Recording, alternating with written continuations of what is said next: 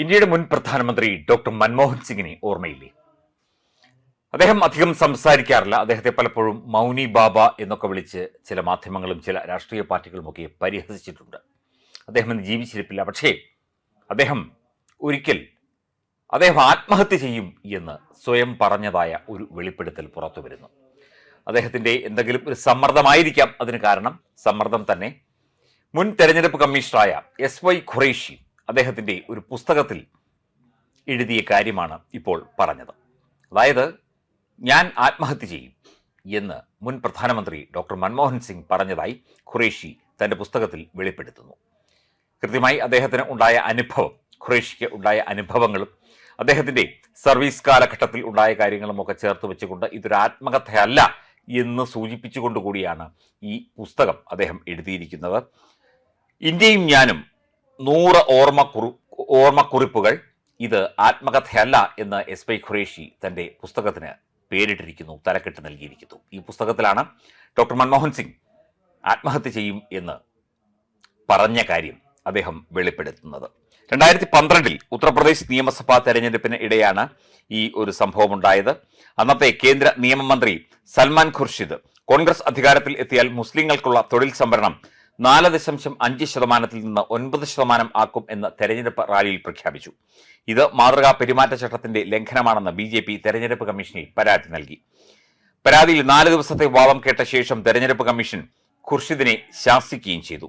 തുടർന്ന് മന്ത്രിമാരടക്കമുള്ള നേതാക്കളുടെ ഭാഗത്തു നിന്ന് തെരഞ്ഞെടുപ്പ് കമ്മീഷനെതിരെ അഹങ്കാരത്തോടെയും ഏകപക്ഷീയമായും പ്രവർത്തിക്കുന്നു എന്ന തരത്തിലുള്ള നിരുത്തരവാദപരമായ വിമർശനങ്ങൾ ഉയർന്നതായി ഖുറൈഷി പറയുന്നു.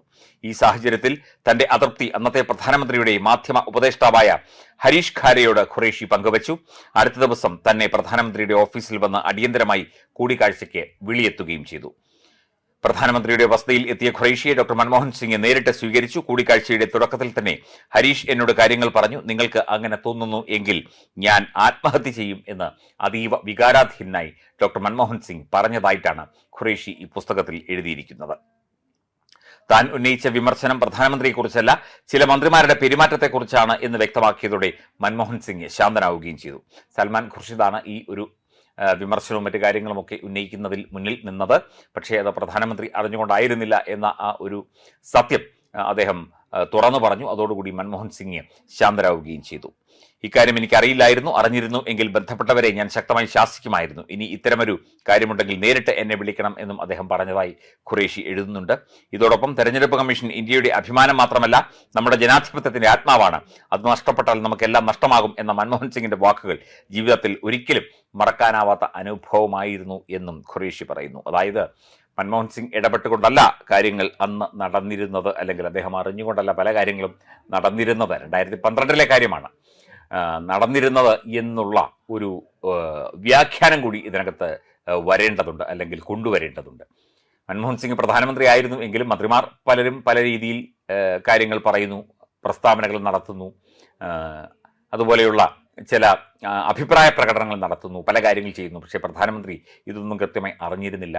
ഇത്തരത്തിലുള്ള പ്രസ്താവനകൾ ഒക്കെ തെറ്റായ രീതിയിൽ നടത്തുകയാണ് എന്ന് തൻ്റെ അറിവോടുകൂടിയാണ് നടത്തിയിരുന്നത് എങ്കിൽ താൻ ആത്മഹത്യ ചെയ്യുമായിരുന്നു എന്ന് വികാരാധീനായി, ഒരു വേള അദ്ദേഹം വെറുതെ പറഞ്ഞതായിരിക്കാം, എന്നാലും അദ്ദേഹം അത്രയും വികാരാധീനായി കാര്യങ്ങൾ പറയുമ്പോൾ അദ്ദേഹത്തിന് അതിൽ പങ്കൊന്നുമില്ല, അദ്ദേഹം തെറ്റൊന്നും ചെയ്തിട്ടില്ല എന്ന് SY ഖുറൈഷിയുടെ മുന്നിൽ വെളിപ്പെടുത്തുന്ന ഒരു രംഗം കൂടി ഓർത്തെടുത്തുകൊണ്ടാണ് ഈ പുസ്തകത്തിൽ SY ഖുറൈഷി തൻ്റെ ആത്മകഥാംശം കലർന്ന കുറിപ്പുകൾ, 100 കുറിപ്പുകൾ എഴുതിയിരിക്കുന്നത്.